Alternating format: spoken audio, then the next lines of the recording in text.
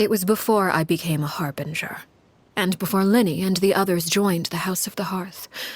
Due to certain events, I first killed Clervie and then her mother. And this is where it all happened. Patience now. Allow me to explain Clervie's side of the story first. I'll start from the beginning. Clervie was 6 years old when she was brought by her mother, Crucibina, to live in the House of the Hearth. From the outside, it seemed like a fairy tale. A thriving family made up of kind adults and friendly children. Crucibina was the knave at that time, and the House of the Hearth was under her control. She was Clervie's mother by blood, but she was also the mother to all the children in the house. Clervie was happy here, for a time. But she quickly realized that being part of this family wasn't a fairy tale at all. It was a kind of purgatory.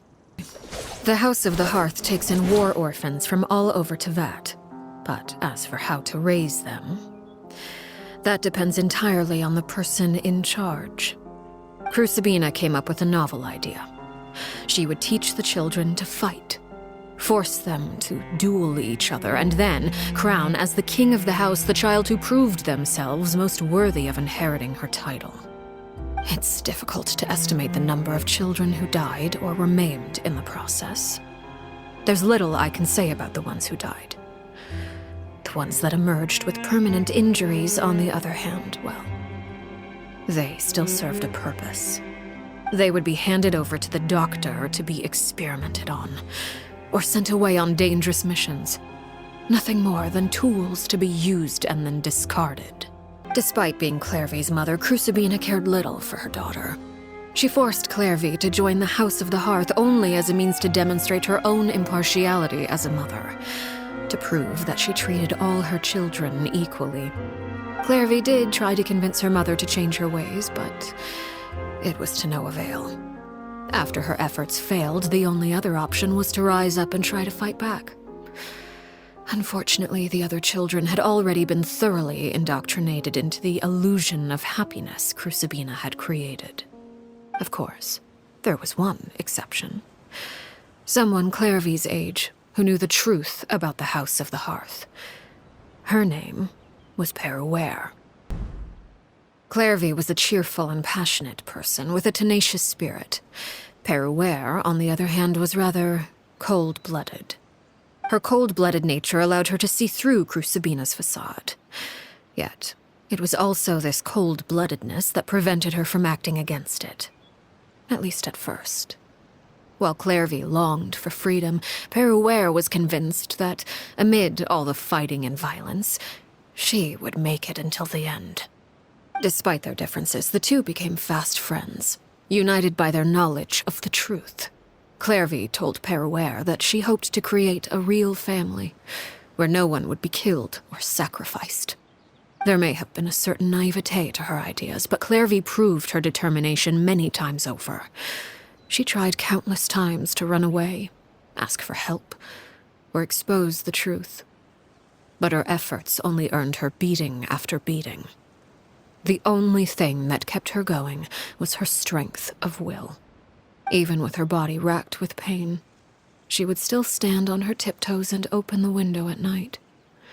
She and Peruere would look out at the moon together, a fierce longing for freedom shining in her eyes. But one day that light simply vanished. Her hopelessness resulted from a culmination of things. 10 years had passed.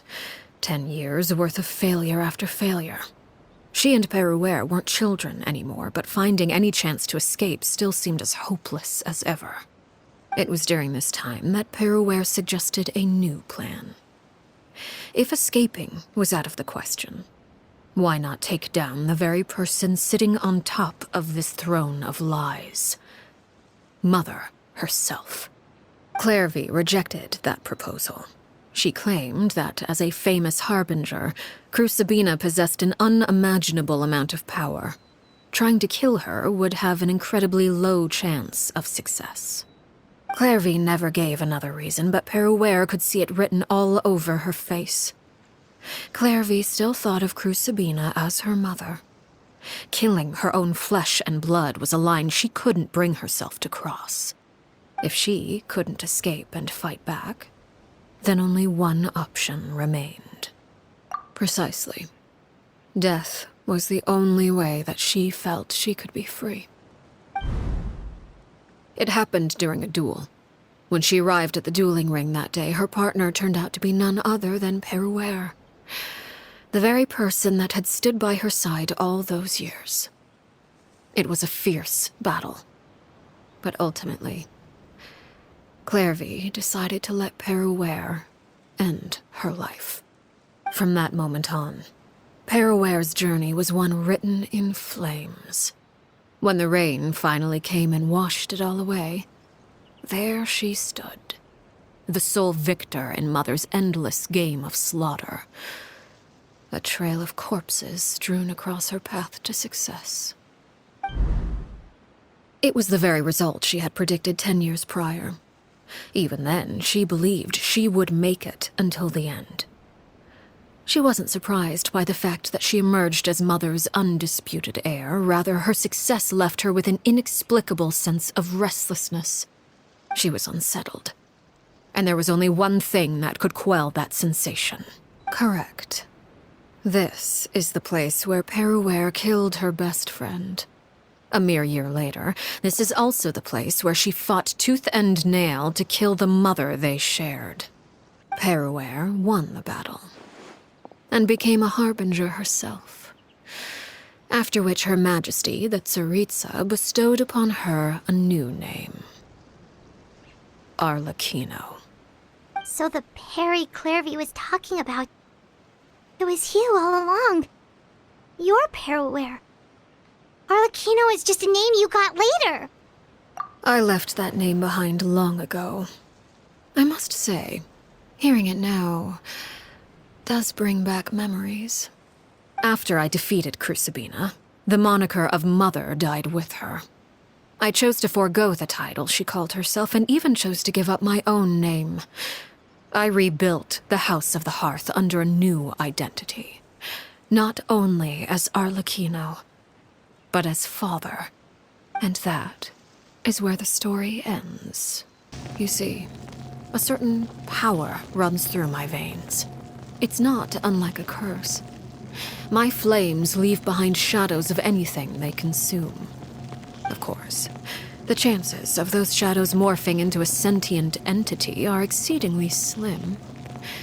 Clervie is a very special case. Clervie died when she was 16 years old, but what emerged from the flames was her 6-year-old self. Her appearance wasn't the only thing affected. Most of her memories were lost to the blaze as well. Perhaps I should put it this way. Clervie is someone trapped in time. It may seem like she exists with us in the present, but she truly lives in the confines of her own past. Shadows don't have the capacity to learn or grow. Any new information they encounter is quickly forgotten over time. But no matter. All I have to do is kill her again, and all will be resolved. I don't anticipate so much as a single speck of ash will be left behind this time.